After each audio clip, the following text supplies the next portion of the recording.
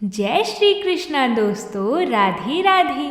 आंवला नवमी की आप सभी को बहुत बहुत शुभकामनाएं। कार्तिक मास के शुक्ल पक्ष की नवमी तिथि के दिन आंवला नवमी मनाई जाती है। आंवला नवमी का व्रत संतान और पारिवारिक सुखों की प्राप्ति के लिए किया जाता है। इसे अक्षय नवमी भी कहा जाता है, क्योंकि इस दिन किया गया कोई भी शुभ कार्य अक्षय फल देने वाला होता है, अर्थात उसके शुभ फल में कभी कमी नहीं आती।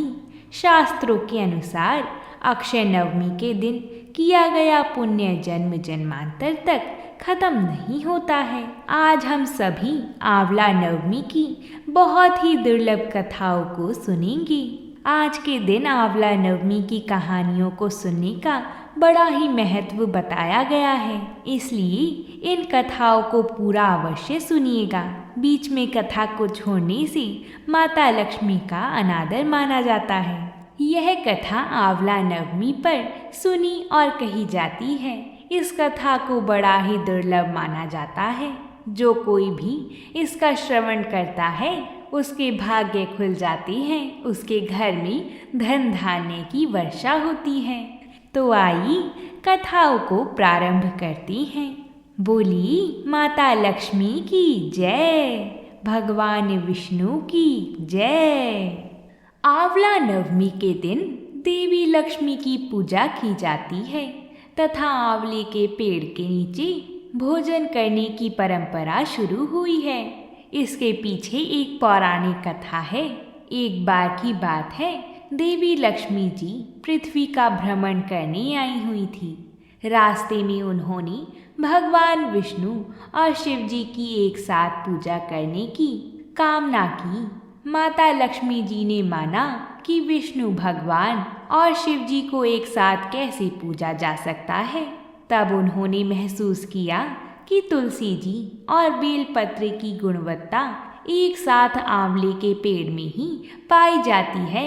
तुलसी जी को भगवान विष्णु जी से प्रेम है और भगवान शिव जी को बेलपत्र से। तब माता लक्ष्मी ने आंवले के पेड़ को विष्णु भगवान और शिव जी का प्रतीक मानकर आंवले के पेड़ की पूजा की। पूजा से प्रसन्न होकर भगवान विष्णु और शिव जी प्रकट हुए। लक्ष्मी माता ने आंवले के पेड़ के नीचे भोजन तैयार किया और उसे श्री हरि विष्णु जी और भगवान शंकर जी को परोसा। इसके बाद उन्होंने उसी भोजन को प्रसाद रूप में स्वयं ग्रहण किया। जिस दिन यह घटना हुई थी उस दिन कार्तिक शुक्ल की नवमी तिथि थी। अंततः यह परंपरा उस समय से चली आ रही है। आज के दिन अक्षय नवमी की अन्य कथाओं का भी श्रवण करना बहुत शुभ माना जाता है। ऐसा कहा जाता है कि जो कोई भी इन कथाओं का श्रवण करता है, माता लक्ष्मी जी उसके घर में हमेशा निवास करती हैं। आइए आंवला नवमी की अन्य कथाओं का प्रारंभ करते हैं। पहली कथा के अनुसार बहुत समय पहले काशी में एक व्यापारी और उसकी एक पत्नी रहा करती थी। व्यापारी की पत्नी काफ़ी परेशान रहती थी, क्योंकि उसके कोई संतान भी नहीं थी। एक दिन उसे किसी ने बताया कि अगर वह संतान प्राप्ति करना चाहती है तो उसे किसी जीवित बच्चे की बलि भैरव बाबा को चढ़ानी होगी।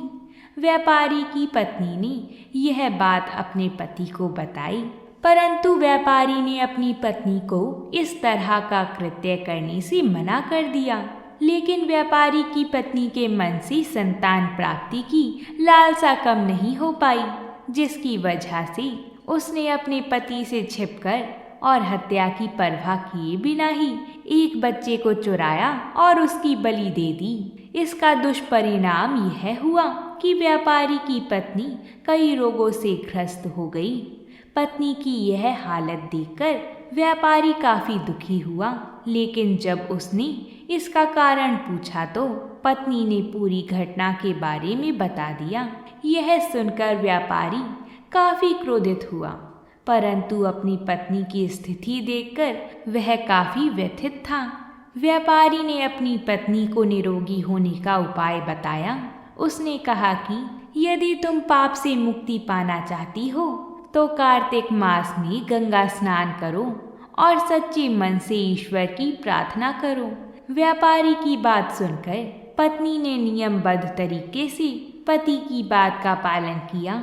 व्यापारी की पत्नी से प्रसन्न होकर माँ गंगा ने एक बुढ़िया औरत के रूप में दर्शन दिए और कहा कि यदि कार्तिक मास की शुक्ल पक्ष की नवमी के दिन वह वृंदावन में आंवले के पेड़ के नीचे जाकर विधि पूर्वक पूजन करे तो वह पाप से मुक्ति पा सकती है। माँ गंगा की सलाह मानकर व्यापारी की पत्नी ने विधि विधान से आंवला नवमी का व्रत किया। इससे शीघ्र ही उसके सभी कष्ट दूर हो गए और उसे स्वस्थ संतान की प्राप्ति हुई। हे माता गंगा, जिस प्रकार आपने उस महिला की सभी पापों का नाश करने का रास्ता बताया, इसी प्रकार हमसे जो कोई भी जाने अनजाने में पाप हुआ हो उसका निवारण करना, हमारे घर में भी सुख शांति बनाए रखना और अपनी कृपा दृष्टि बनाए रखना। धन की बौछार करना और जो कोई भी इन कथाओं को सुनी पढ़ी और हुंकार भरे उन सभी को सदा सुहागन और संतान प्राप्ति का वरदान देना। बोली माता गंगा की जय हो, माता लक्ष्मी की जय हो। आंवला नवमी की दूसरी पौराणिक कथा के अनुसार प्राचीन समय में एक राज्य में एक राजा राज्य करता था। उसका प्रण था वह रोज 1.25 मन आंवले दान करके ही खाना खाता था। इससे उनका नाम आंवलिया राजा पड़ गया। एक दिन उनके बेटे बहू ने सोचा कि राजा इतने सारे आंवले रोजाना दान करती हैं, इस प्रकार तो एक दिन सारा खजाना खाली हो जाएगा। इसलिए बेटे ने राजा से कहा कि उसे इस तरह दान करना बंद कर देना चाहिए। बेटे की बात सुनकर राजा को बहुत दुख हुआ और राजा रानी महल छोड़कर एक जंगल में जाकर बैठ गई। जब भूखे प्यासे 7 दिन हो गए तब भगवान ने सोचा कि यदि मैंने इसका प्रण नहीं रखा और इसका सत नहीं रखा तो इसका विश्वास चला जाएगा। इसलिए भगवान ने स्वयं जंगल में ही महल और राज्य, बाग बगीचे सब बना दिए और ढेरों आंवले के पेड़ लगा दिए। सुबह राजा रानी उठे तो उन्होंने देखा जंगल में उनके राज्य से भी 2 गुना राज्य बसा हुआ है। तब राजा रानी से कहने लगे, रानी देख, सत मत छोड़े सुरमा, सत छोड़े पत जाई, सत की छोड़ी लक्ष्मी फेर मिलेगी आई। राजा रानी से कहता है, आओ नहा धोकर आंवले दान करें और भोजन करें। राजा रानी ने आंवले दान करके खाना खाया और खुशी खुशी जंगल में रहने लगे। उधर आंवला देवता का अपमान करने और माता पिता से बुरा व्यवहार करने के कारण बहू बेटे के बुरे दिन आ गए। उनके पड़ोसी राज्य दुश्मनों ने उनका राज्य छीन लिया। वह दोनों पति पत्नी दाने दाने को मोहताज हो गई और काम ढूंढते हुए अपने पिताजी के राज्य में आ पहुंची। उनके हालात इतने बिगड़े हुए थे कि पिता ने उन्हें बिना पहचाने हुए काम पर रख लिया। बेटे बहू सोच भी नहीं सकते थे कि उनके माता पिता इतने बड़े राज्य के मालिक भी हो सकते हैं, सो उन्होंने अपने माता पिता को भी नहीं पहचाना। एक दिन बहू ने सास के बाल गूंथते समय उनकी पीठ पर मस्सा देखा।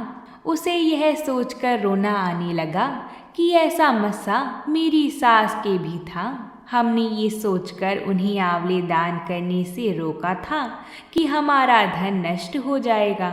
आज वह लोग न जाने कहाँ होंगे। यह सोचकर बहू को रोना आने लगा और आंसू टपक टपक कर सास की पीठ पर गिरने लगे। रानी ने तुरंत पलट कर देखा और पूछा कि तू क्यों रो रही है? उसने बताया कि आपकी पीठ जैसा मस्सा मेरी सास की पीठ पर भी था। हमने उन्हें आंवले दान करने से मना कर दिया था, इसलिए घर छोड़कर वह कहीं चले गए। तब रानी ने उन्हें पहचान लिया। सारा हाल पूछा और अपना हाल बताया। अपने बेटे बहू को समझाया कि दान करने से धन कम नहीं होता बल्कि बढ़ता है। बेटे बहू भी अब सुख से राजा रानी के साथ रहने लगे थे। हे भगवान, जैसा राजा रानी का सत रखा वैसा ही सबका सत रखना। कहते सुनते सारे परिवार का सुख रखना। बोलिए श्री हरि विष्णु भगवान की जय हो। अब हम आंवला नवमी की तीसरी और अंतिम कथा को सुनेंगे। इस कथा के बाद हमारी अक्षय नवमी की कथाएं पूर्ण हो जाएंगी और माता लक्ष्मी हमारे घर में भी निवास करें, ऐसी हम सभी कामना करेंगी। बोलिए माता लक्ष्मी की जय हो। प्राचीन समय की बात है। एक बार गुरु शंकराचार्य जी भिक्षा मांगने एक कुटिया के सामने रुके। वहाँ एक बुढ़िया औरत रहती थी जो अत्यंत गरीबी और दयनीय स्थिति में थी।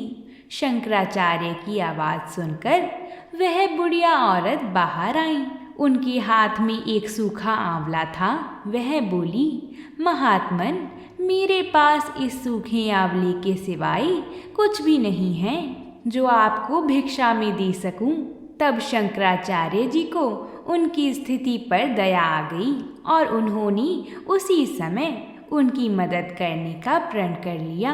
उन्होंने अपनी आंखें बंद की और मंत्र रूपी 22 श्लोक बोले। ये 22 श्लोक कनकधारा स्तोत्र के श्लोक थे। इससे प्रसन्न होकर उसी समय माता लक्ष्मी ने उन्हें दिव्य दर्शन दिए और कहा कि शंकराचार्य जी, इस औरत ने अपने पूर्व जन्म में कोई भी वस्तु दान नहीं की थी। यह अत्यंत कंजूस थी और मजबूरीवश कभी किसी को कुछ देना ही पड़ जाए तो यह बेमन से दान करती थी। इसलिए इस जन्म में इसकी यह हालत हुई है। यह अपने कर्मों का फल भोग रही है, इसलिए मैं इसकी कोई सहायता नहीं कर सकती।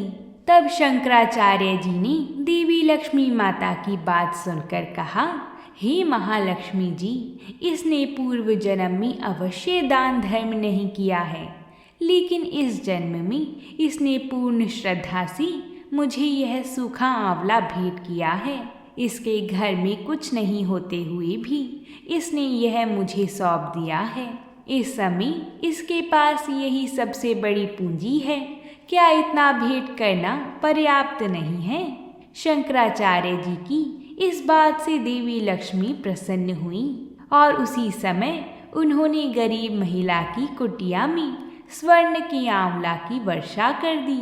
हे लक्ष्मी माता, जिस प्रकार आपने उस बुढ़िया माई के घर स्वर्ण के आंवलों की वर्षा की, उसी प्रकार इस कहानी को कहने वाली, सुनने वाली और हुंकार भरने वाली सभी के घर धन धान्य की वर्षा करना।